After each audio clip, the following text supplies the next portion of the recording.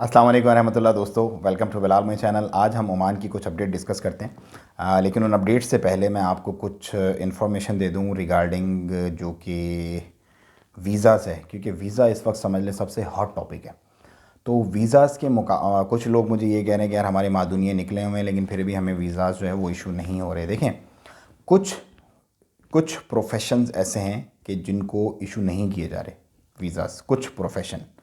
और वो कोई ओपन एंड शर्ट कोई लिस्ट नहीं है एज सच, लेकिन कुछ हैं ऐसे। तो अगर तो नॉर्मली लोगों को बहुत सारे लोग आ रहे हैं, अगर आप भी में से भी कोई अभी रिसेंटली आया तो प्लीज़ कमेंट करें ताकि हमें पता चल जाए कि कितने सारे लोग अभी आ रहे हैं, नए वीज़ाज़ पे आ रहे हैं। लेकिन मेजॉरिटी ऐसी है जो नए वीज़ाज़ पे नहीं आ पा रहे इस वक्त, जिनके वीज़ाज़ लगे हुए हैं एग्जिस्टिंग, सिर्फ वो ही रिन्यू हो रहे हैं। अब वो कौन से लोग हैं और क्या अप्रूवल्स चाहिए? वो कहते हैं कि अप्रूवल चाहिए, आपका मादुनिया तो हमारे पास है लेकिन आपको यहाँ पे लाने के लिए हमें अप्रूवल चाहिए। कुछ एयरलाइंस ऐसी हैं, उन्होंने भी ये कह दिया है कि नए वीज़े वालों को हम एंटरटेन नहीं करेंगे, एग्जिस्टिंग जिनके रेजिडेंस वीज़ा और फैमिली वीज़ाज़ और वर्किंग वीज़ा हैं उन्हीं को हम सिर्फ लेके आएंगे, क्योंकि एक्सप्रेस वीज़ा और टूरिस्ट वीज़ा तो वैसे अभी बैन है। तो वो तमाम लोग जिनके वीज़ाज़ हैं मादुनिया पास लेकिन नहीं आ रहे, वो अपने अरबाब से आप रब्ता करें और वो जाके डिस्कस करेंगे इमिग्रेशन में, और कुछ ना कुछ उसकी सलूशन आपको इंशाल्लाह उम्मीद है मिल जाएगी, अगर सलूशन होने वाली हुई तो। अगर सलूशन होने वाली नहीं हुई तो वो आपका कुछ भी वे आउट आपको उसका बता देंगे कि यार इसका अब ये इस तरह से होगा, आप इतना रुक जाएं और ये आपके मामलात हो जाएंगे। लेकिन बाकी तमाम वीज़े अभी ऑन होल्ड हैं। कोई फैमिली वीज़ा नया नहीं है, जिसके लगे हुए हैं ऑलरेडी उनके रिन्यू हो रहे हैं, उनके रिन्यू होने में कोई प्रॉब्लम नहीं है। और बहुत सारे ऐसे लोग हैं कि जो मुझसे पूछते हैं कि यार हम यहाँ पे आ गए और आने के बाद हमने बस अपना क्वारंटाइन वगैरह जो है वो कंप्लीट कर लिया है, लेकिन अब हम क्या करें, मतलब बैंड जो था वो हमारा या तो गुम हो गया है या टूट गया है या कुछ इस तरह का हो गया। तो कोई दिक्कत नहीं है, अगर तो लॉजिकल रीज़न है आपके पास तो आप जाएं बिल्कुल अपने करीबी हॉस्पिटल में और उनको बता दें कि बच्चे ने खींच लिया या कोई और मसला हो गया। लेकिन छुपे मत और परेशान मत हो, क्योंकि ये सस्पिशियसनेस जो है ना, ये फिर प्रॉब्लम क्रिएट करती है आपके लिए।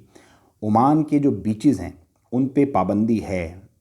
कल सुबह 5 बजे से ये जो नाइट मूवमेंट बैन है ये ख़त्म हो जाएगा 24 अक्टूबर की सुबह से, लेकिन जो बीचेस हैं, जो समंदर हैं, उन पे पाबंदी अभी उसी तरह बाकी है। उनको बैरियर्स लगा के, बैरिकेड लगा के बंद भी किया हुआ है, तो आप बीचेस पे जाने की कोशिश ना करें। और वो तमाम वायलेशंस जो सुप्रीम कमेटी ने कही हैं उन पर वैसे ही पाबंदी है, लाइक गैदरिंग्स पर पाबंदी है। ऐसा नहीं है कि नाइट मूवमेंट बैन खुला तो आप गैदरिंग्स भी कर सकते, नहीं, आप गैदरिंग भी नहीं कर सकते। उसके बाद जितने भी वो तमाम मामला जिसके बारे में बता दिया गया है सुप्रीम कमेटी की तरफ से, वो इस 24 के बैन खुलने के बाद भी बैन ही रहेंगी। 3 लोगों को फिर अरेस्ट किया है कल, फिर से, जो कि अपना जिन्होंने इसकी सुप्रीम कमेटी के जो अहकामात हैं उसकी वायलेशन की। और जिन लोगों को पकड़ा है, 7 लोगों को जिन्होंने वायलेशन की थी नाइट मूवमेंट बैन की, उसमें से सलाला में भी कुछ लोग थे जो घर में अपने सामान बेच रहे थे रात में, उनको भी पकड़ के अब डिपोर्ट किया जाएगा। 1000 रियाल फ़ाइन, 1 महीना कैद और डिपोर्ट किया जाएगा डायरेक्ट। तो सज़ा सख्त है।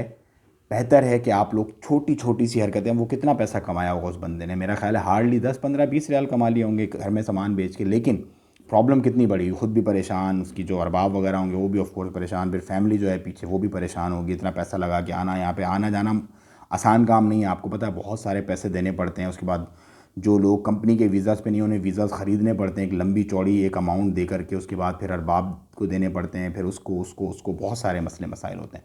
सो ख्याल रखें, जिस मुल्क में भी रहते हैं, देखें आप रिप्रेजेंटेटिव होते हैं आप उस मुल्क के। जितने भी यहाँ पे पाकिस्तानी रह रहे हैं, इंडियन रह रहे हैं, बंगाली रह रहे हैं, नेपाल, भूटान, जिस भी मुल्क के लोग रह रहे हैं, हम यहाँ पे रिप्रेजेंटेटिव हैं अपने मुल्क के। अगर आप कोई भी ऐसा गलत काम करते हैं तो आप समझ लें आप अपनी पूरी मुल्क और कौम को जो है वो बदनाम करने के मुतरादिफ है। सो जितने भी लोग यहाँ पे रहते हैं, बीइंग सिविलाइज्ड एक्सपेक्ट्स, आप अपने तमाम मामलात को, जो भी आपको हुक्म मिलता है गवर्नमेंट की जानिब से, उसको ओबे करें और उन मामलात का ख्याल रखते हुए ऐसा कोई भी कदम ना उठाएं से जिससे आपकी जो कौम है और आपके जो साथ रहने वाले साथी हैं उनको पशेमानी का सामना करना पड़े।